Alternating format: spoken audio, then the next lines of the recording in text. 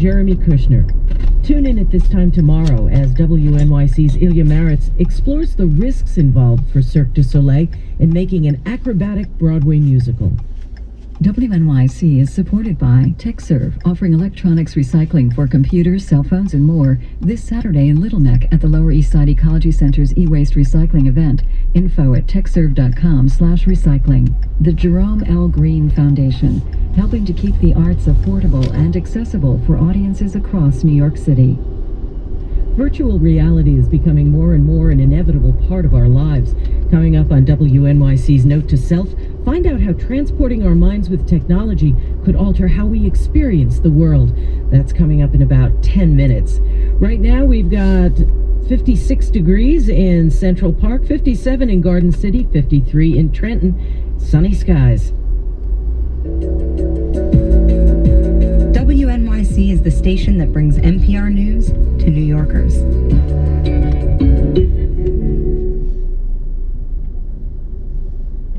From NPR News in Washington, I'm Dave Mattingly. ISIS is claiming responsibility for today's car bombing in Iraq's capital. The country's interior ministry says 55 people were killed and dozens more wounded at a crowded market in Baghdad's Sadr City district.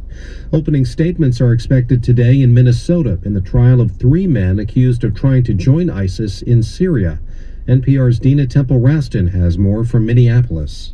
The 3 defendants, Guled Omar, Abdirahman Dawood, and Mohammed Farah, allegedly got together with 7 of their friends to plan their trip to Syria. Now, 6 of those friends have since pleaded guilty and are expected to testify against them. And what makes that important is that it could mark the first time that we hear about how ISIS radicalizes Americans. Jury selection wrapped up last night. Bernie Sanders is vowing to press on after winning West Virginia's Democratic presidential primary. Here's NPR's Mara Liasson. He does have some momentum. He won West Virginia last night, Indiana before that, and looking ahead to next week, Kentucky and Oregon. Those are 2 very good states for him. But the math is still almost prohibitive for Sanders. He still needs 84% of the remaining delegates, and because Democrats distribute their delegates proportionally, he netted only a handful of delegates last night. Donald Trump won West Virginia's Republican primary. I'm Dave Mattingly, NPR News in Washington. This is WNYC in New York. Good morning, I'm Carrie Nolan. Bronx residents have to wait 99% longer than Manhattan residents if they want a jury trial. That's according to a lawsuit filed in federal district court in Manhattan. Robin Steinberg is the founder and executive director of the Bronx Defenders. She says the borough's high poverty rate and underfunded court system feed into chronic delays. There hasn't been enough attention paid to it, and we are bringing many residents of the Bronx through the criminal justice system on very minor offenses. All of that is combining together to create a sort of a perfect storm of horrible. Steinberg spoke yesterday on the Brian Lehrer Show. The lawsuit alleges that the delays have denied thousands of people the right to due process. New York State Chief Judge Janet DiFiore was among those named in the lawsuit. She says cleaning case backlogs is a top priority. Graduate students who teach and conduct research at Columbia University will get paid parental leave and child care subsidies starting in the fall. Organizers of a drive to unionize Columbia graduate students say they welcome the new benefits, but they're also urging the university to recognize their union. Provost John Coatsworth announced the new benefits policy in an email to PhD students. He said they'll be eligible for 12 weeks of paid parental leave and a $2,000 child care subsidy for each child under 5. Coatsworth said the move was intended to standardize benefits for PhD students in different programs. Sunny skies today, highs in the mid-70s. This is WNYC. Benji Unger grew up gay in an Orthodox Jewish community. When you're going through this inner turmoil and it doesn't exist in the world around you, that's torture. Benji met Chaim Levin in gay conversion therapy, which they later sued for fraud. And they've held on to their friendship. We're in the honeymoon stage, that's for sure. Well, 7 years later. I'm Anna Sale. Hear the podcast at deathsexmoney.org. This is Morning Edition from NPR News. Good morning, I'm David Green. And I'm Renee Montagne. Let's go to Ohio now for some Japanese food. As Tony Ganser of member station WCPN in Cleveland found, grocery stores there and in much of the country are changing. When Mariko Becker wants a particular kind of noodle, she can't find it near her Northeast Ohio home. But this one is like a Tide, knotted. Very convenient, but you can't get it. Well, at least I know around in the Akron area, I don't see something like this specific kind. Becker is Japanese, and she's lived in various Ohio cities for more than 20 years. She says Asian markets are good for general items like soy sauce and rice vinegar, but not specialty items. When you get into some Japanese brand or the specifically cater to some sort of cooking style, then it's a little bit harder. Becker prefers some items she enjoyed in Japan, from the cuts of meat or fish to kitchen sponges or washcloths. She stocks up when she can, and a prime place to do that is about 2 hours south. It's this remarkable place. It's a little Japanese wonderland right here. In northwest Columbus, John Millen and his family are standing at the Japan Marketplace Shopping Center. There's a Japanese grocery store, a Japanese restaurant, gift shop, and bakery. We moved here 20 years ago. One of my most significant fears was that I wouldn't find the food that I had in California. I have cousins who are half Japanese, and I grew up with sushi and everything else. And you come to Ohio, you think, it's going to be small time. No offense, and in fact, it's big time. From hair salons to a restaurant praised by the likes of Chef Anthony Bourdain, Akiza Fukuzawa heads the Japan America Society of Central Ohio and says a nearby Honda plant provided the spark. Because of this big Japanese corporation being here such a long time, including also Japanese executives and their families are here. So to support that lifestyle, a lot of grocery store like here in Japanese restaurants. It's not unique for regions to take on the tastes of an immigrant population, but specialty grocery stores and restaurants are reacting much quicker. Take a look at California. Laresh Jayshankar teaches history at Metropolitan State University of Denver and studies how globalization and immigration have changed American eating habits.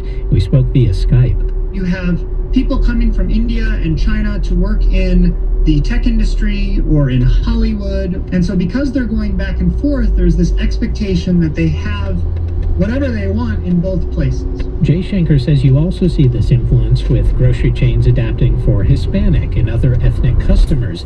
Akiza Fukuzawa says it sometimes amazes her what she can find. There's a certain brand of sake that I found here, and I took a picture and put it on my Facebook, and my Japanese friends saw, oh my God, that is very difficult to come by, even in Japan, in Tokyo. Why Columbus, Ohio, you have this sake? Maybe it takes a visit to the Midwest to get a taste of the Far East. For NPR News, I'm Tony Ganser. And later today on All Things Considered, there are about 1,600 black bears in Great Smoky Mountains National Park and nearly 11 million annual visitors. The park's wildlife biologists have the challenging job of managing the interactions between them.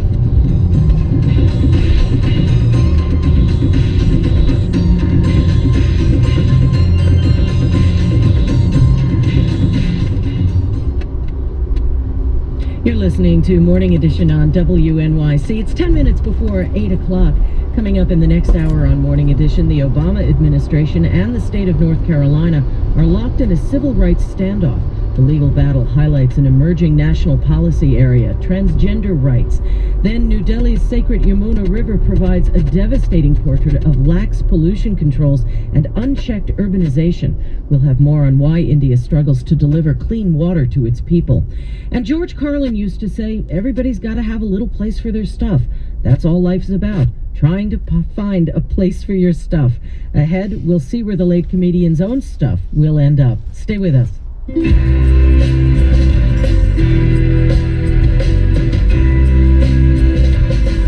Well, the middle of the week looks to be the best part of the week at this point. It'll be mostly sunny and warm today with highs in the upper 70s. Skies will be mostly clear tonight with overnight lows in the mid-50s. And for tomorrow, sunny with highs in the mid-70s. Our next chance of rain will be Friday with a chance of showers in the morning, then showers more likely with maybe some thunderstorms in the afternoon and highs in the lower 70s. Right now, it's 53 degrees in Trenton, 57 degrees in Garden City, and we're coming in at 56 degrees and partly cloudy in Central Park.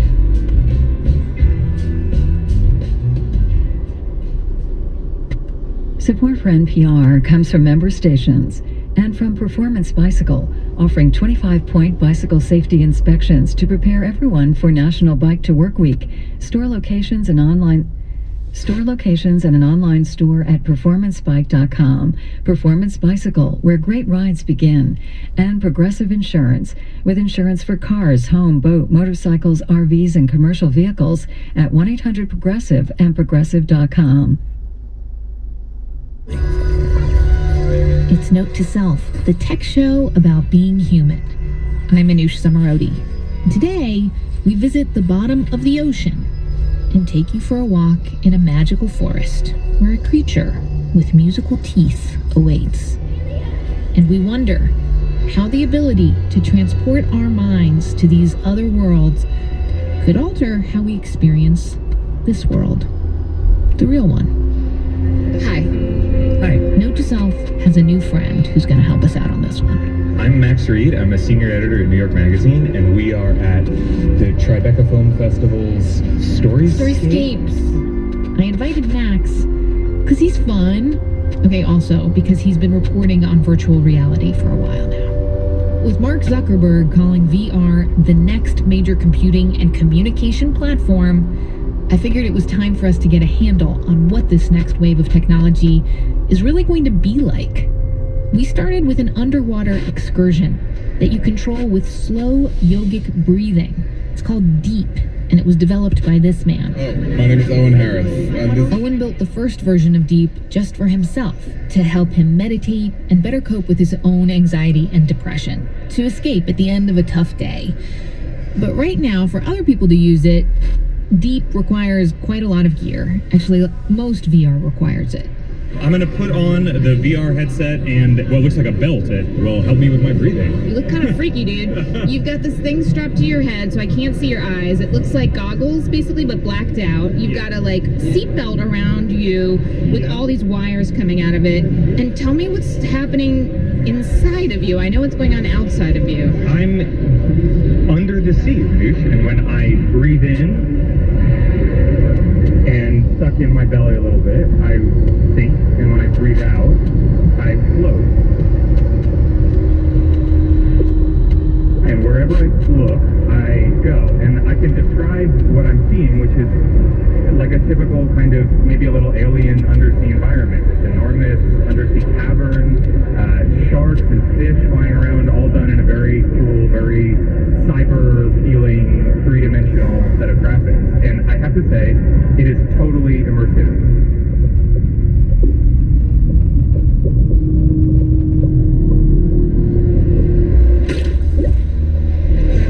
I mean, I would say I don't have a good sense of how long I was in this just now. It could have been 10 minutes. It could have been a minute and a half. And the idea of this as a consumer gadget in particular and hanging out with it at home, like you could see yourself spending 6 hours one Saturday sort of accidentally just tooling around the bottom of the ocean. Deep is actually being tested in therapeutic centers in the Netherlands right now. Researchers want to know if Deep can help at-risk teens cope with anger issues. Also, childbirth professionals have shown interest in the game. The VR market is projected to be worth more than $40 billion by 2020. That's not that far away, and that's like the GDP of Libya. Right now, maybe the closest that you've come to really experiencing VR, besides maybe seeing Captain EO at Disneyland, is through the New York Times.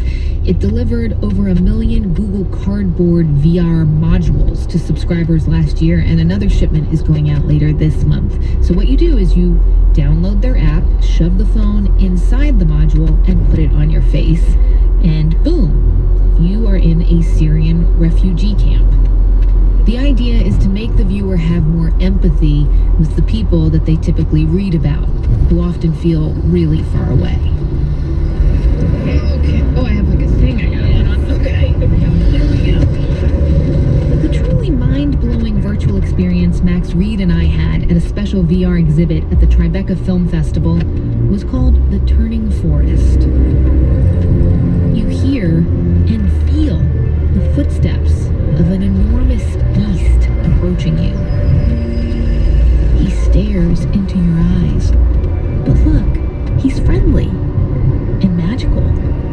You can play his teeth like ivory piano keys. And then suddenly,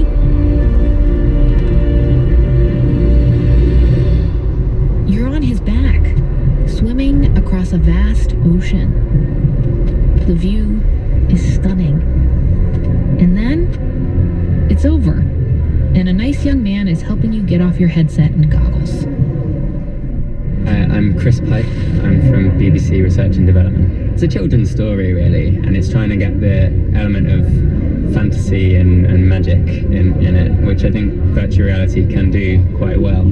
I'll tell you my fear with that, though. I have two little kids who have only recently started to be able to go to the movies because they find it very intense. Life is pretty intense, so why put them in situations that heighten reality so that real life seems almost flat in comparison? I don't know if I have the answer to that. I think you have to be very careful, and we're currently experimenting with this in very controlled settings like the film festival here, and you've got to ask those questions before you unleash something on the public. Many of the headset makers acknowledge there are some downsides to VR, like headaches and nausea.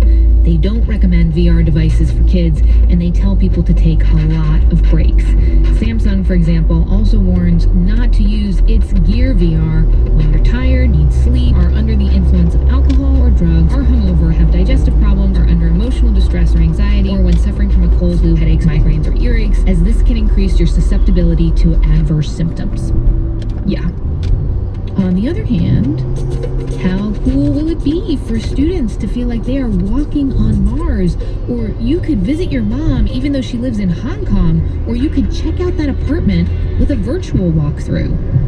And I know for a fact there's a huge amount of money and interest in the adult entertainment industry into this. The real future of it for the adult industry is not in just taking what they're already doing and putting it in VR, but providing a way for lonely people to connect with porn stars who they feel like they have a connection with. Yeah.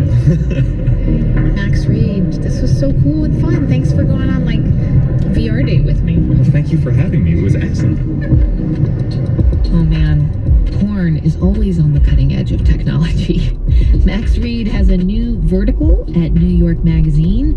It is called Select All. Go to newyorkmag.com to check it out. It's all about how we live online, so right in our wheelhouse. And if you are curious about the various virtual reality stuff that I mentioned during the show, we will put links and videos to all of them at notetoselfradio.org too. I'm Anoush Zomorodi.